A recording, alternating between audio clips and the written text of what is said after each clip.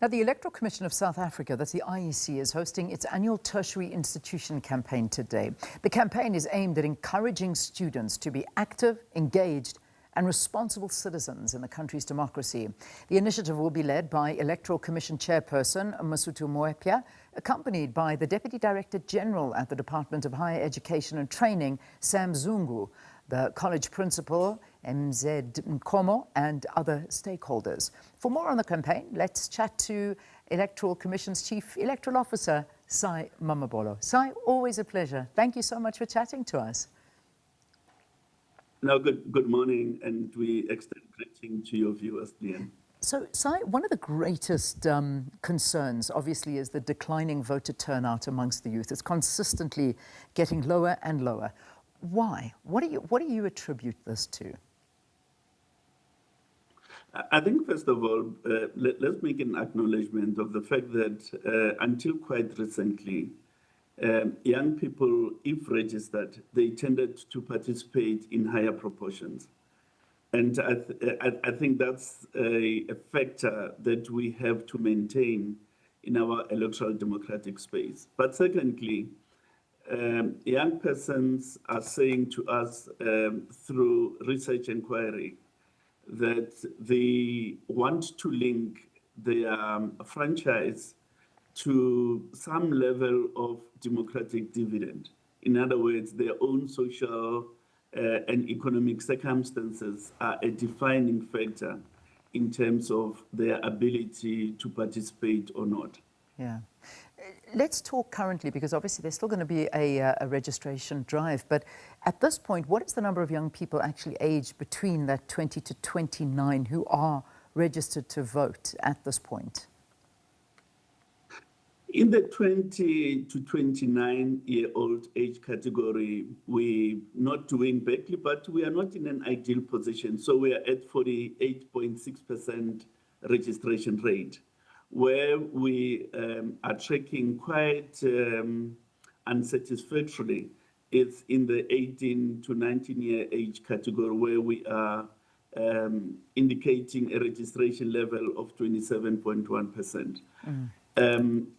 The point, though, is that any gap is undesirable. We've got to have on board as many young people as possible. So the activation today of the tertiary institutions campaign is really to get students in TVET colleges to begin to talk about political life of the country, constitutional life of the country, and the democratic life of the country, and how they can bring to bear their expertise, their views on the political life and democratic life of the country, eventually leading to a decision by themselves to take part in the elections forthcoming. I want to get an idea, and I think it's an important number that we need to look at. What percentage of those registered voters that you pretty much so have got in front of you, how many of those voters actually turned out to vote at the last national and provincial elections? In the last elections, that is the national and provincial elections, in the 20-29-year age category, just over 40% participated.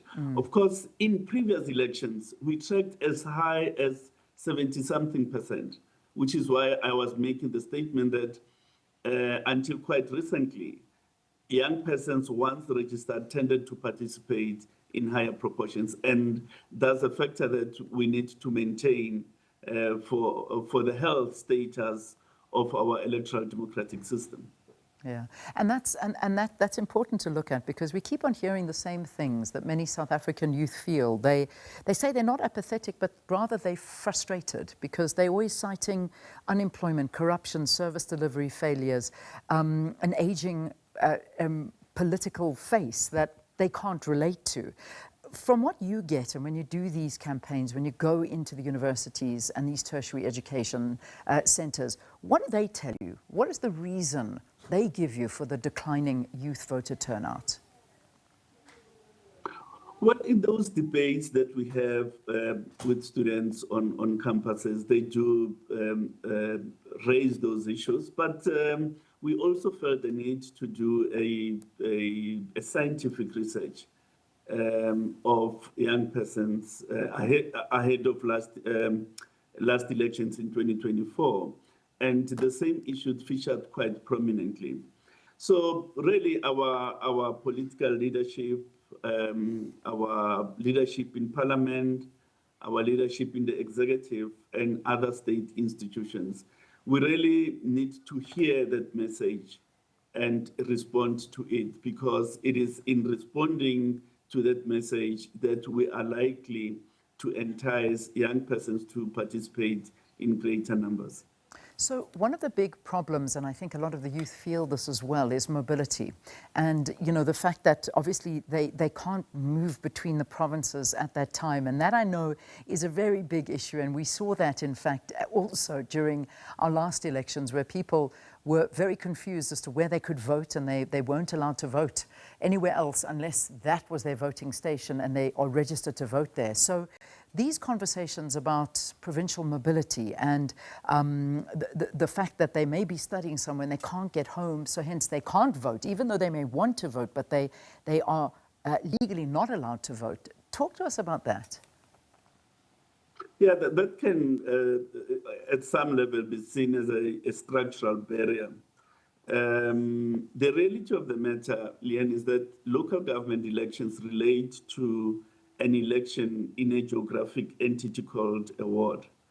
And people registered in a ward can't influence the electoral outcome of an election in the adjacent ward or in a ward elsewhere. So the answer really is not in creating flexibility that would negate democratic principles. Rather, for the date of the election to be made pretty early on, so that students may make a decision whether to register on campus or to register at home. Because once the election date is released, they are able to make a determination that by this day, I'll still be on campus, or by this day, I'll already be home.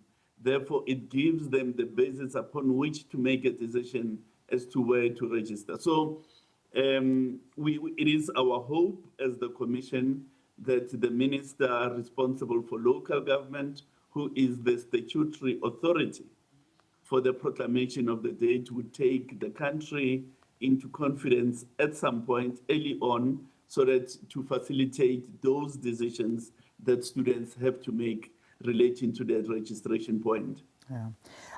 Quite an interesting thing is also, I mean, when we used to look back at times and you would see how young people's civic and political engagement was so vigorous and it was so large, particularly when you went into these tertiary institutions. I know it's still there, but do you find that it is getting less and less and less? And I mean, some may even call it a bit of a crisis. I'm not sure. I think that's a bit of a big word, but perhaps you can tell us a little bit more, because this is vital in a democratic system to have the youth voices and young people participate in the system. No, I wouldn't say we've reached a crisis point in terms of the activism of students within tertiary institutions. What has changed, though, is their nature of engagement. The style of engagement is different. And the fact that they are aware of the need to participate in the political life of their campuses and as well as the political life of their country. They don't engage strictly in terms of mass meetings, debates at that level. They operate in smaller groups, more online on social media platforms. So the nature of political activism has been redefined by the advent of social media and the explosion of communication technologies. That has not left campuses. It's a phenomenon true for all country and for the whole world, as it's also true for the private space. Yeah, I mean, you speak, Sai, about social media. The youth live with their heads down in their phones. That's how they consume information, whether it be on TikTok or Instagram or Now, I don't even know what it is that's used, but that's how we reach them. But that's also how misinformation reaches them as well. And that's a very big danger. I imagine you're out on a drive. I know we're going to have lots more conversations as we head up to the elections, but that must be a very important drive for you as well, is the spread of misinformation in this day of digital awareness, particularly aimed at the youth. How do you go around this and try and combat it? A very interesting fact which is emerging from the research that we did was that, yes, young persons consume news and they engage politically on social media platforms, yet they don't deem social media platforms to be the source of correct news. So, so there's that dilemma that almost a trapezium that we have to navigate. On the one hand, there's political engagement on social media platforms, yet broadly in society, there's still a sentiment, abiding sentiment that says social media is not an authentic source of correct news and so on. But it can't be ignored. We have to work with partners such as the SABC and others in society to curb disinformation and misinformation, especially in the last election. The advent of generative AI was not as pervasive as it is today, and that will find expression on social media platforms. So our partnership with platforms, building our own internal capacity for monitoring social media on a 24/7 basis are going to be crucial to preserve the integrity of the election. In fact, Leanne, 20 years ago, if you were a chief electoral officer, you'd be concerned with the ballot papers are printed, staff is trained, logistics are available at the voting station. But a modern election, in a modern election, you have to manage the social media space, because left unattended, it could actually impair the total integrity of the electoral process. So it will be very careless of any electoral official not to manage that space and manage it effectively. Yeah, very much so, Sai. I mean, I must say, when I scroll through social media, and I mean, I almost feel like, one out of every 5 videos that I get is fake. It's not real, and this is what it is. I mean, you scroll up and it's just one fake thing after the next with misinformation, and it causes huge problems, and especially in a system that is driven particularly by the youth in this. Sai, I know we're going to speak so many more times, but let me just ask in this particular one very quickly as a closing comment, how many students and youth are you hoping to reach in this phase of the education drive at these tertiary institutions? No, look, we're targeting a maximum registration level, but of course, if we manage something in the 300,000s by the time we get to an election, it will make a huge improvement on the overall registration population. Sai, thank you. We'll get acquainted again very, very soon. It's always a pleasure speaking to you, Sai. Good luck with this one. Sai Mamabolo, of course, is the Electoral Commission's Chief Electoral Officer. He, of course, speaking to us about the launch of the IEC annual Provincial Civic and Democracy Education Tertiary Institution campaign.